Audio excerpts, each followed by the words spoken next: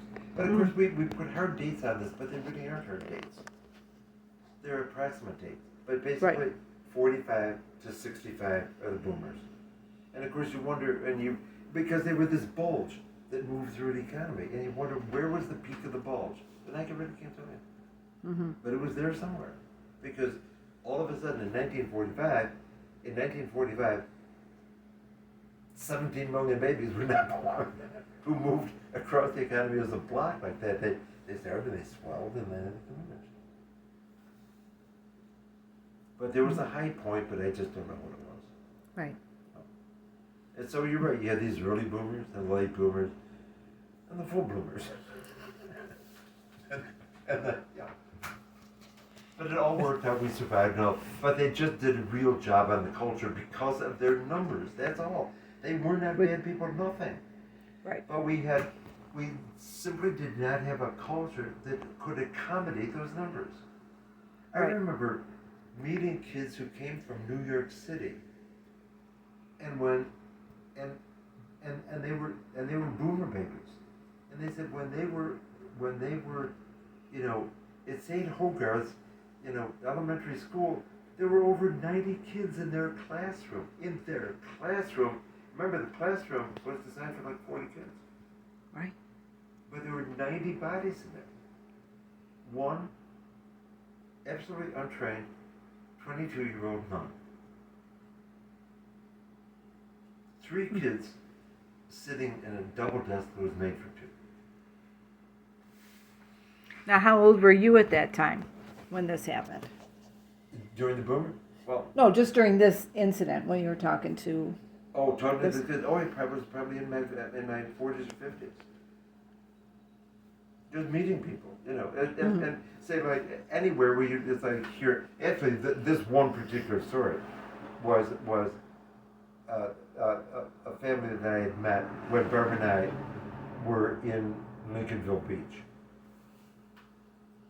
And Okay. into this family, and then it's just that was the story they told. Mm-hmm.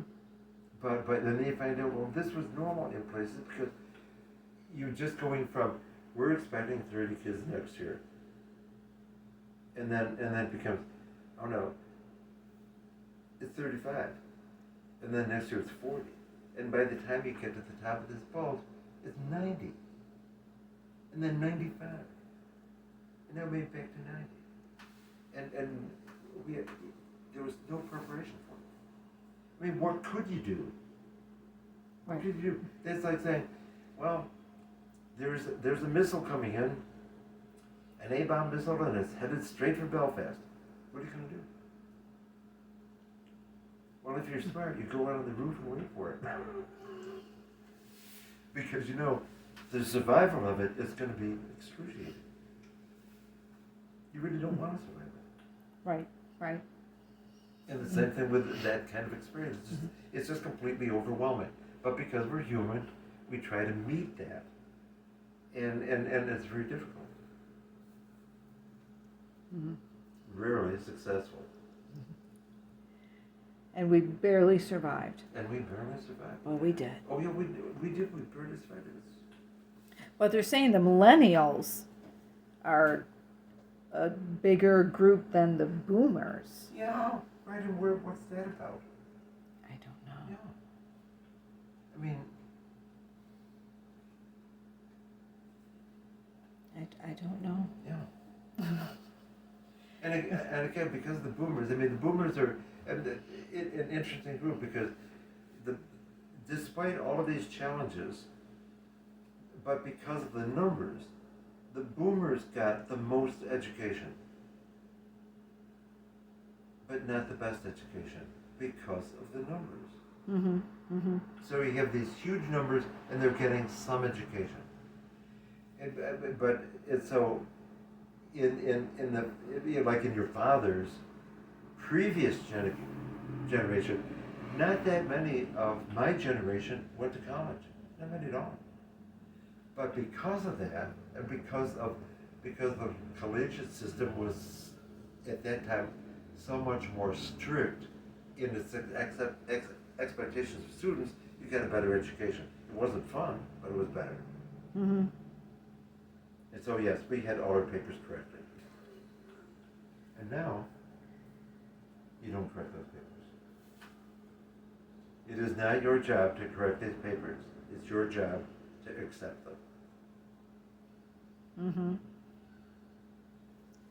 Now, can you tell the story of the students who would have a project, say, making a volcano?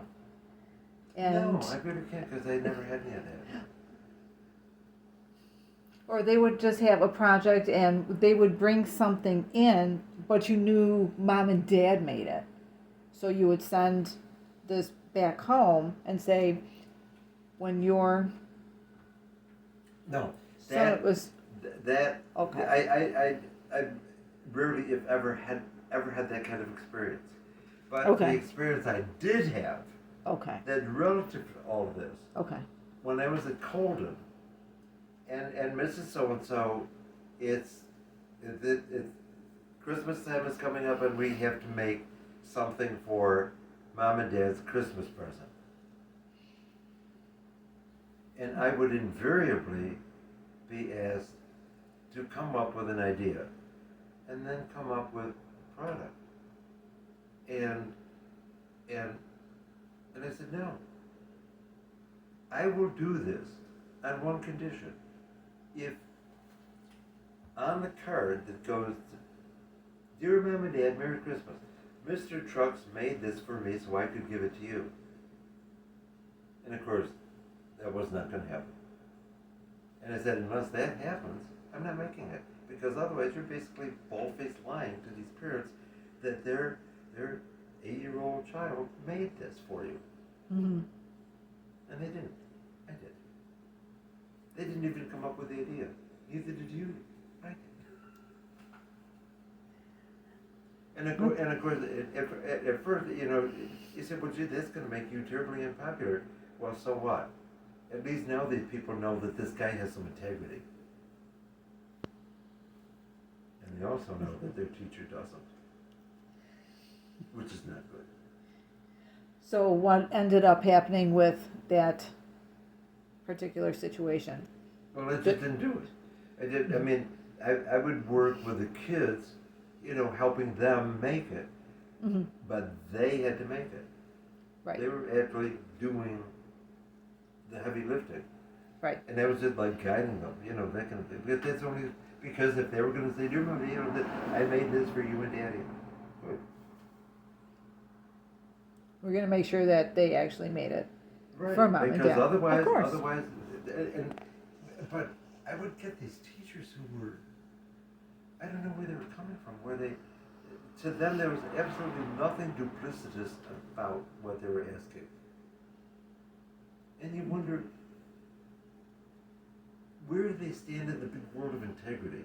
The big world integrity means what you say you do, you've done.